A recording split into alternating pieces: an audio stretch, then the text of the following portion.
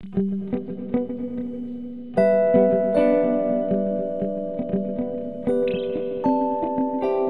was diagnosed just 2 months shy of my 35th birthday, and it came with a lot of excitement and optimism and hope.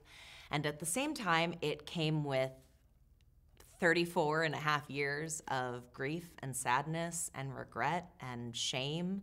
And it wasn't just for me, it was for the people who were around me who never saw it but didn't know what they were looking for. I say we didn't know there was a problem, so we couldn't look for an answer. And I'm sure I'm not alone in that. These later in life diagnoses that people are getting, it's great.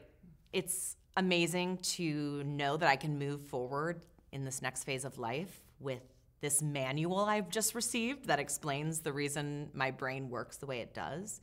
But at the same time, it is very hard to close that chapter and be okay with the things that happened and the things that I couldn't control because I didn't know. And I just want people to know that, we know what that feels like. You know what I'm trying to say? It's so important. I think you're exactly on the mark, and I hear that a lot. That, you think, oh, wow, I'll get this diagnosis and I'll know everything and my world will be great. But again, you've lived years up until that point not knowing. I think there's a lot of grief that goes along with any diagnosis, but with ADHD, you think, what could have been? I think that's where therapy comes in, and they say, what could have been, look at what was. There were so many good things. So it is about reframing the way you think.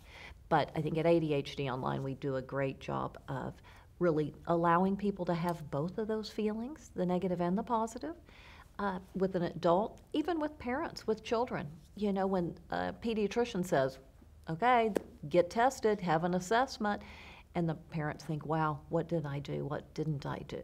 So it is absolutely, whether you're a child or an adult, there's many feelings that go along with the diagnosis. You mentioned sitting in that spot of what could have been. I kind of play around with it in my head as like one of those books you had as a kid, like the Choose Your Own Adventure. Like if I had known about ADHD, which path would I have chosen? And one of the symptoms of ADHD is rumination, and it's so hard to not sit in that spot and pay attention to the past. But the great thing is that not only does the team at ADHD Online understand all of those feelings, but there's so many resources on the website to help you move forward in a peaceful way.